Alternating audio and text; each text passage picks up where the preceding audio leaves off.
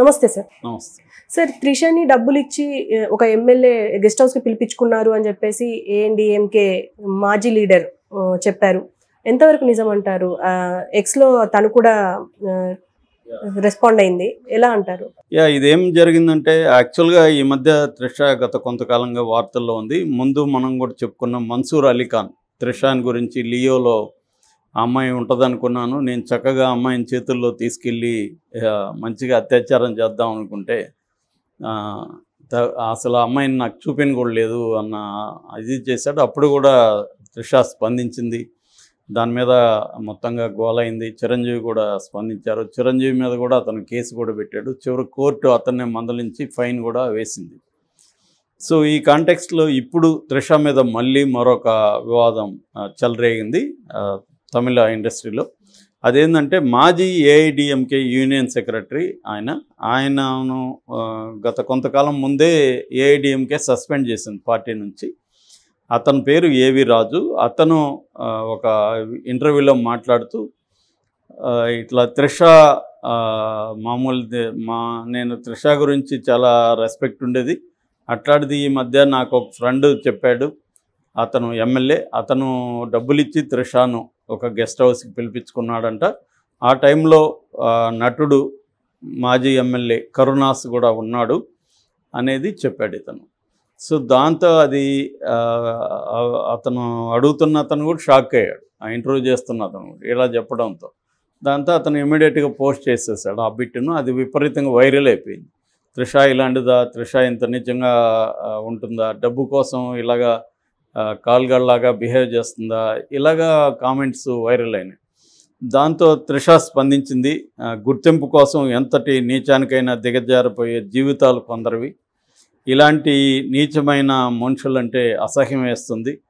So అయితే త్వరలోనే నేను లీగల్ యాక్షన్ తీసుకుంటాను, ఇక మీదట నా పోస్టులు ఏమున్నా కూడా నా లీగల్ టీమే చూస్తుంది అనేది ఆమె ప్రకటించింది.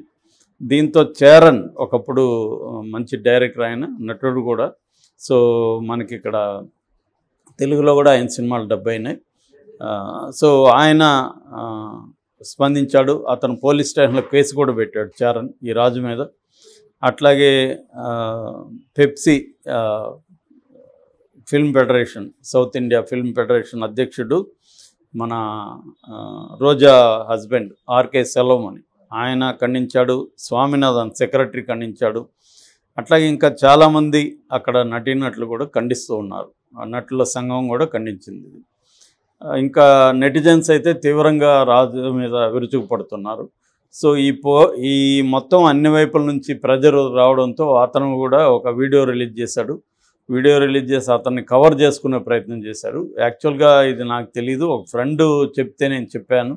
నాకు త్రిష మీద ఇటువంటి బ్యాడ్ అభిప్రాయం లేదు, ఒకవేళ నా మాటల వల్ల హర్ట్ అయింటే క్షమించండి, చరణ్కి కూడా నేను క్షమాపణ చెప్తున్నాను. అలాగా ఆయన ఈరోజు మార్నింగ్ వీడియో పెట్టాడు.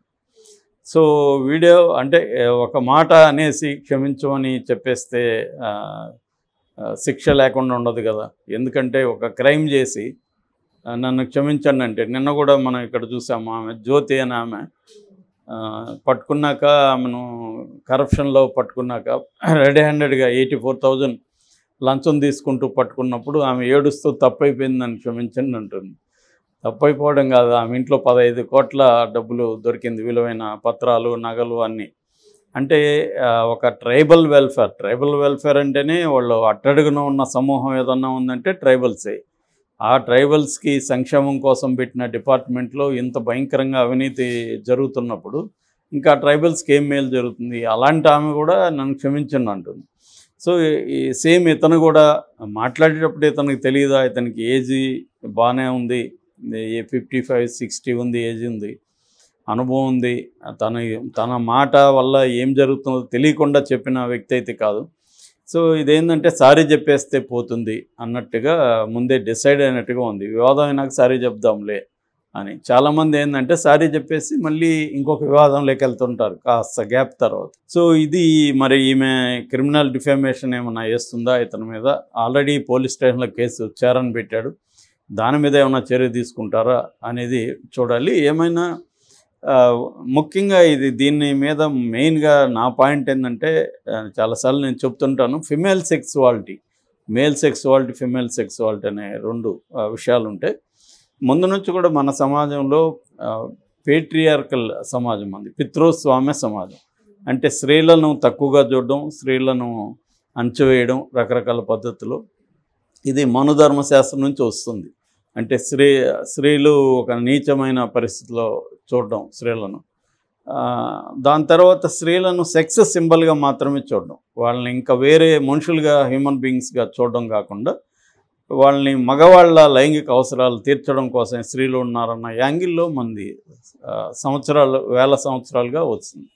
ఇప్పటికి కూడా అదే ధోరణి ఉంది. ఎంత మోడరైజేషను, రోబోసు, టెక్నాలజీ అన్నీ వచ్చినా కూడా ఇప్పటికీ ప్రధానంగా ఏంటంటే ఒక స్త్రీకి ఎంతమంది అఫైర్తో ఉండారనే దాన్ని బట్టి ఆమె క్యారెక్టర్ని నిర్ణయించడం అనేది జరుగుతుంది.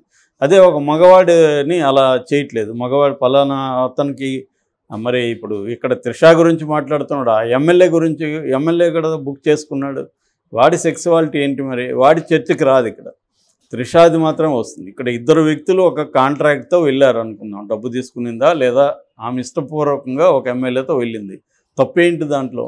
ఆమెది ఒకవేళ తప్పు అయితే ఎమ్మెల్యే తప్పు కదా. కాబట్టి ఇక్కడ ఏంటంటే విమెన్ని నిందించడం, దాన్నే డిస్కషన్లోకి తీసుకురావడం అనేది ప్రధానంగా ఉంది. ఇది మారకుండా ఎన్ని మనం శిక్షలు వేస్తామనుకున్నా కూడా మారదు. ఈ దృక్పథం మారడానికి కృషి జరగాలి, అవేర్నెస్ పెంచాలి సమాజంలో.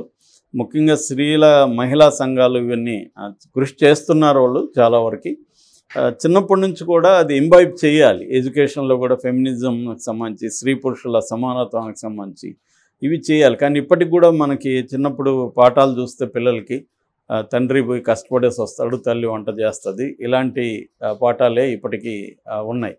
అంటే రోల్స్, విమెన్ రోల్ని, మగవాడి రోల్ని, మెన్ రోల్ని ఒక డిఫైన్ చేసేసి ట్రెడిషనల్ డెఫినేషన్లోనే చిన్నప్పటి నుంచి వాళ్ళకి మైండ్ సెట్ తయారు చేస్తున్నారు. సో మేము ఆ మధ్య ఒక ఎన్జిఓ తరఫున ఒక టీనేజ్ గర్ల్స్ రేస్, ఒక 1 lakh టీనేజ్ గర్ల్స్ని ఇంట్రొడ్యూస్ చేశాం. అందులో మేము ఒక 2-3 గ్రూప్స్ని చేసాం. అందులో ప్రధానంగా ఒక కొద్దిగా upper section, upper class women, అమ్మాయిలు చేసినప్పుడు వాళ్ళకి ప్రధానంగా వాళ్ళు చెప్తున్నది ఏమంటే, మా ఇళ్ళల్లో మా తమ్మున్న అన్ననైతే ఈవినింగ్ కూడా బయటకు పంపిస్తారు, నైట్ వాడు ఎప్పుడో లేట్గా వస్తాడు, అయినా కూడా వాడిని ఏం అడగరు, మహా అంటే ఎందుకురా లేట్ అయిందంటారు అంతే. అంతగా అదే మేము కానీ వెళ్తే మొత్తం మీ అదేదంటారు కదా, ఆకాశం కిందికి కూలిపోయినట్టుగా గోల చేస్తారు, గందరగోళం చేస్తారు. సో ఈ ఫ్రీడమ్ అనేది మాకు ఉండట్లేదు అనేది వాళ్ళు ప్రధానంగా చెప్పారు. అట్లాగే కింది స్థాయిలో అమ్మాయిలను కలిసినప్పుడు వాళ్ళు ప్రధానంగా ఏంటంటే ఎడ్యుకేషన్ మాకు అందట్లేదు అనేది వాళ్ళు చెప్పారు. ఉమెన్ చైల్డ్ కానీ ఉమెన్ చిల్డ్రన్కి సంబంధించిన, ఫిమేల్ చిల్డ్రన్కి సంబంధించిన ఎడ్యుకేషన్ మాకు అందట్లేదు అనేది. అంటే కింది స్థాయిలోనూ ఏదో ఒక రకమైన వివక్ష ఉంది, కొద్దిగా అప్పర్ క్లాస్లో కూడా వేరే రకమైన వివక్ష అనేది మనకి ఇప్పటికి కూడా కనిపిస్తుంది. సో ఈ కాంటెక్స్ట్లో సినిమా, ఇంకోటి ఏంటంటే సినిమా హీరోయిన్లు అంటేనే వాళ్ళు ఎవరి తండ్రి వాళ్ళతో లైంగికంగా గడుపుతారు అన్న ఒక ధోరణి ఇప్పటికి కూడా ఉంది. నిజానికి ఇవాళ సినిమా వాళ్ళకంటే కూడా వేరే రంగాల్లో ఉన్న వాళ్ళు కూడా వాళ్ళ ఆపర్చునిటీస్ పెరిగాయి, చాయిసెస్ పెరిగాయి, మల్టిపుల్ రిలేషన్షిప్స్ అనేది ఉమెన్లో బాగా పెరిగింది ఈ మధ్యకాలంలో.